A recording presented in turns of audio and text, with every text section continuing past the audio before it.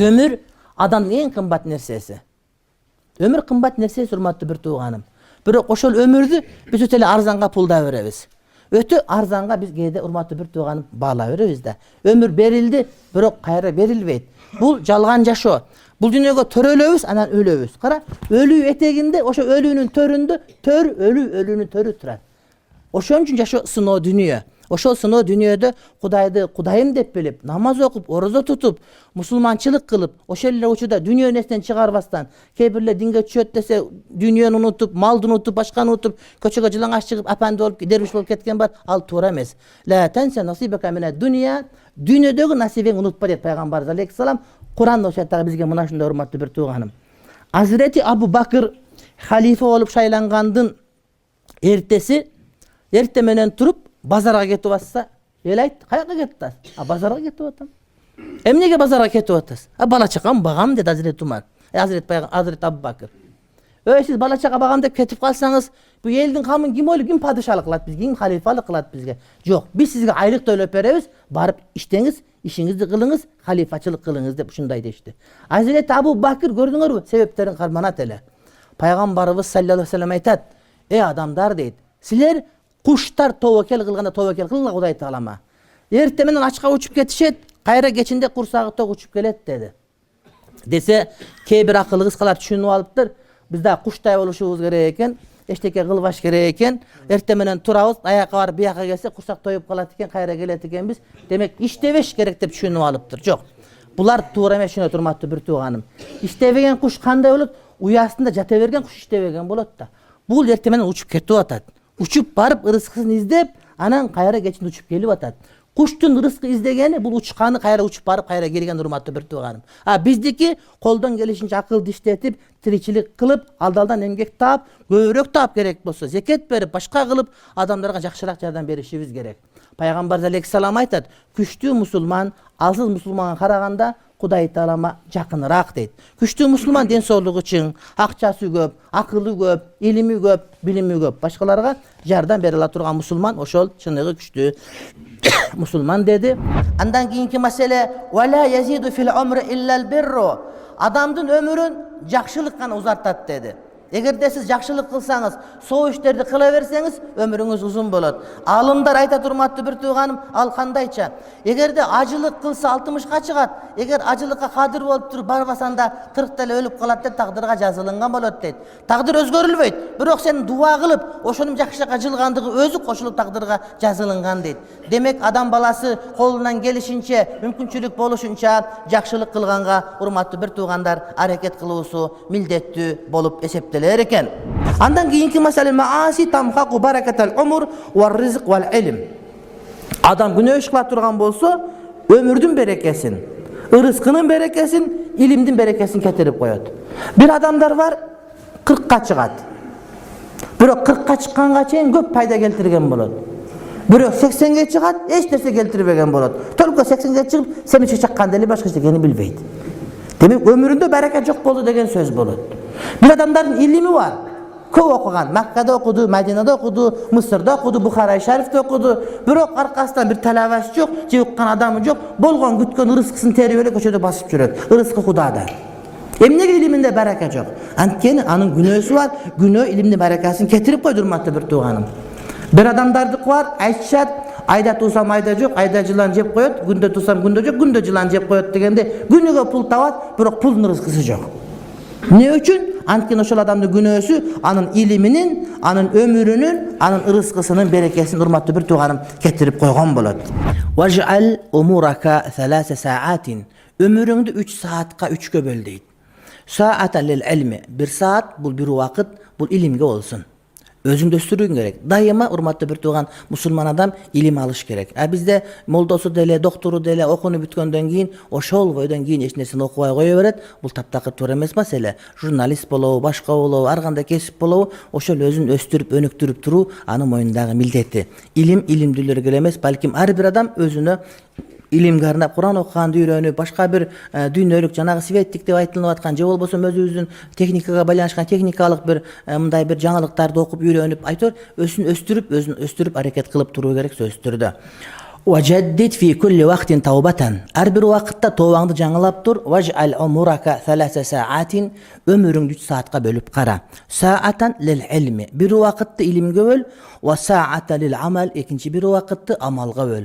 İlimde okup amalga taşlap koyuş gerek. Amalga da vakit bölüş gerek. Namaz okuganga, oroza tutkanga, jakşılık soğuş kılganga, soğuş kılgan sözlerde kadırın biliş gerek.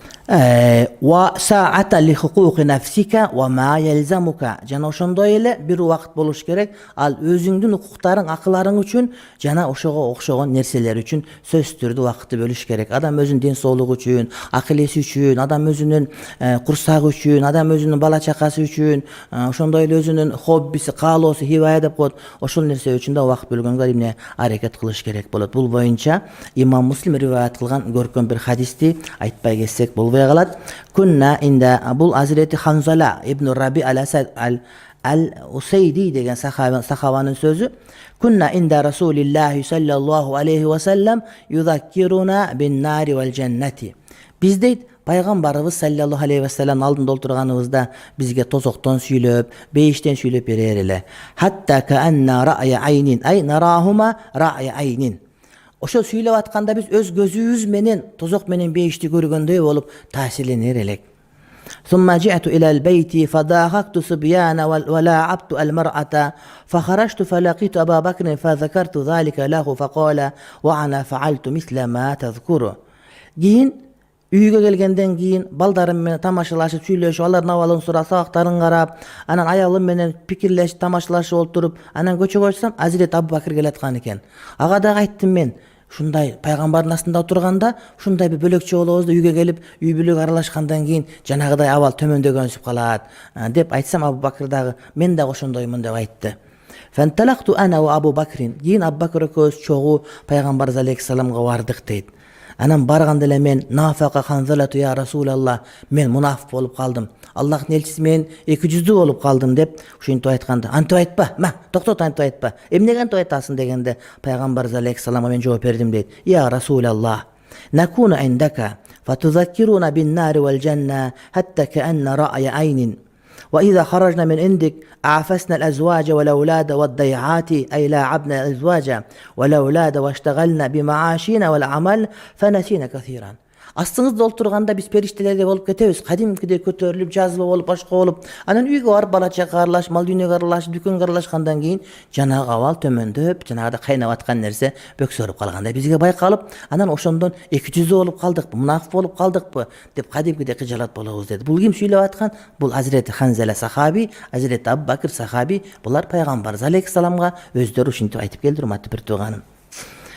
فقال رسول الله صلى الله عليه وسلم والذي نفسي بيده إن لو تدومون على ما تكونون عندي وفي الذكر لسافقتكم الملائكة على فرشكم وفي طرقكم.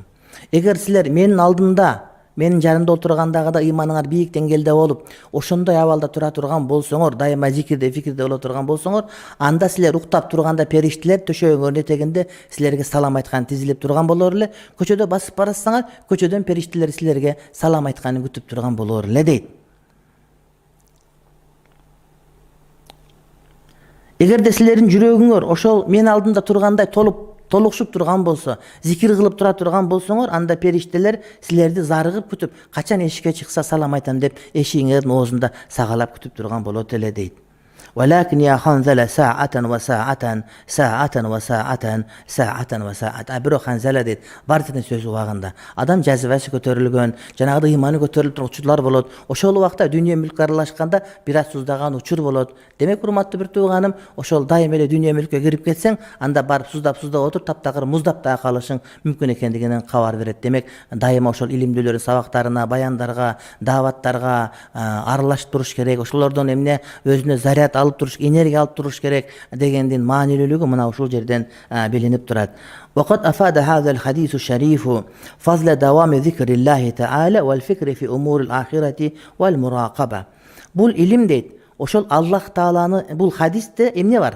Aytılıngan dalil bul hadiste Кудай Тааланы зикир кылганда мудавама, дайыма зикир кылганы фазилеттүүлүгү, дүйнө, акырет жөнүндө, акыретти ойлонуп, муракаба жана Кудайым көрүп турат, билип турат деп, дайыма Кудайым көрүп, билип турат деген түшүнүктү мындай бир саат чык эткенде чыкылдатып дайыма эстеп тура турган болуунун фазилеттүүлүгү ва жаваза тарки залика фи ба'зил авкат, кээде ошол диний маселени токтотуп дүйнө иштерине кирип үй бүлө бала чака менен болуунун дагы дурустугун бизге баяндап берет. Кээ бирлер бар таптакыр көчөгө чыгып кеткен, бала чаканы эстебейт, алар деген кор болуп калган. Кээ бирөө бар бала чакага толук түрдө кирип кетип динин калтырып койгон. Мына ушул эки тараптын урматтуу бир тууганым эмне өтө туура эмес, балким мына ушундай болуп туруш керек, бардыгы жакшы нерсе. Кээ бир адамдар айтышат, мен институт окуп жүргөндө, медреседе окуп жүргөндө, даватка чыкканда ушундай болот элем, анан кийин мындай болуп калдым. Ошондой болуп калышың анык, ошондуктан кайрадан даватка чыгып тур, кайрадан баяндарга барып тур, кайрадан Куран окуп тур, кайрадан сабак окуп тур деген урматтуу бир тууганым. Бир тамак жеген бойдон курсагың тоюп калбагандай эле ошол илим дагы, ыйман дагы ушундай жаңыланууга, жаңыртып турууга, тазаланууга, өстүрүүгө урматтуу бир тууганым эмне сөзсүз түрдө муктаж болуп эсептелер экен. Демек ошол урматтуу бир туугандар, кээ бир адамдар таквалык деп туруп бала чаканы калтырып, алар менен сүйлөшпөй, келинчеги менен сүйлөшпөй, үйдө тиричиликке карабай, кийимине карабай, көчөгө чыгып кеткен таптакыр эмне туура эмес маселе.